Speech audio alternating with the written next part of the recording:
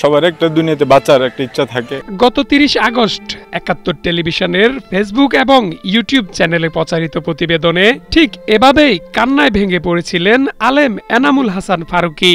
হেফাজতে ইসলামের সাবেক আমির আল্লামা জুনায়েদ বাবুনগরীর ব্যক্তিগত সহকারী হওয়ার অপরাধে বিগত সরকারের আইন শৃঙ্খলা রক্ষাকারী বাহিনী তাকে রিমান্ডে নিয়ে অমানবিক নির্যাতন করেন। রিমান্ডের সেই নির্মম নির্যাতনের পরবর্তীতে এখন আমার এই করুণ অবস্থা দাঁড়িয়েছে। ডিবি কেশর চক্রবর্তী বারবার বলেছে যে তোর এমন হাল করে দিব যে তোর জীবন শেষ করে দিব। অসুস্থ হয়ে পড়েন ফারুকী। এক পর্যায়ে মরণব্যাধি ক্যান্সারে আক্রান্ত হন তিনি, কিন্তু চিকিৎসার জন্য তেমন আর্থিক সহায়তা পাননি। চিকিৎসার জন্য প্রয়োজন ছিল ৮০ লাখ টাকার। এরপরে এই আলেমের দুরবস্থা নিয়ে ৭১ ডিজিটালে একটি প্রতিবেদন প্রচারিত হয়েছিল। সেটি শুধু ফেসবুকে ৫.২ মিলিয়ন বার দেখা এবং শেয়ার হয় ১,০৪,০০০ বার। প্রতিবেদনটি দেখে ফারুকী চিকিৎসায় এগিয়ে আসেন রাজনীতিবিদ, আলেম সমাজ সহ সর্বস্তরের মানুষ। বিএনপির ভারপ্রাপ্ত চেয়ারম্যান তারেক রহমানেরও দৃষ্টিগোচর হয় প্রতিবেদনটি।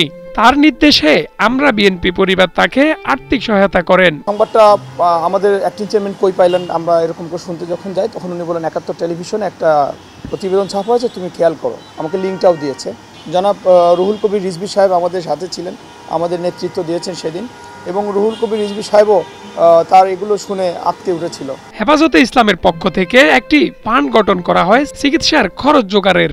এই তহবিলেই মূলত সবার পক্ষ থেকে সহায়তা করা হয়। এখন পর্যন্ত ৮২ লাখ টাকা জমা হয় এই তহবিলে।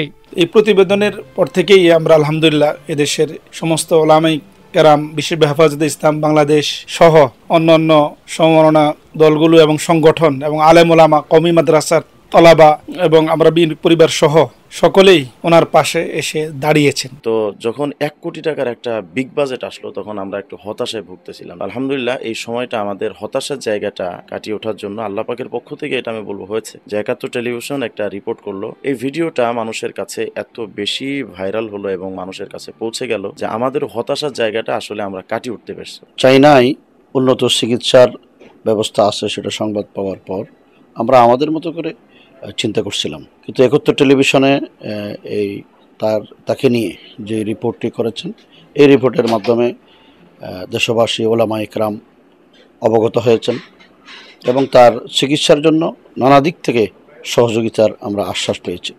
হযরত মাওলানা এনামুল হাসান ফারুকীর জন্য ৭১ টেলিভিশন যে উদ্যোগ নিয়েছে, এই উদ্যোগটি নিঃসন্দেহে প্রশংসনীয়। মাওলানা ফারুকী একসময় চিকিৎসার খরচের জন্য মানুষের ধারে ধারে ঘুরে হতাশ হয়ে হালই ছেড়ে দিয়েছিলেন, কিন্তু ৭১ ডিজিটালে খবর প্রচারিত হওয়ার পর বদলে যায় পুরো চিত্র। চিকিৎসার খরচ জোগাড়ের পাশাপাশি সিনের ভিসাও এখন তার হাতে। আলহামদুলিল্লাহ ৭১ টেলিভিশনের নিউজটা প্রচার হওয়ার পর আমার চিকিৎসার যে বিশাল ব্যয়বার দরকার ছিল, প্রয়োজন ছিল, সেটা আলহামদুলিল্লাহ অনেকাংশেই ব্যবস্থা হয়ে গিয়েছে। এই জন্য আমি সর্বপ্রথম ৭১-এর ব্যবস্থাপনা পরিষদ এবং আমার নিউজটি যিনি আন্তরিকের সহিত করেছেন ফারুক মজুমদার ভাই সহ সবাইকে আন্তরিক ধন্যবাদ জানাই। ব্যক্তি উদ্যোগের পাশাপাশি এনামুল হাসান ফারুকী চিকিৎসায় এগিয়ে আসেন অনেক স্বেচ্ছাসেবী সংগঠন। এর মধ্যে হাফিজি চ্যারিটেবল সোসাইটি অব বাংলাদেশ নামক সংগঠন ১০ লাখ টাকার সাহায্য করেন। প্রথমে আমি ৭১ টিভির সাংবাদিক ফারুক ভাইকে ধন্যবাদ জানাই। এ বিষয়ে ৭১ টেলিভিশন তারা একটা সুন্দর উদ্যোগ নিয়েছে।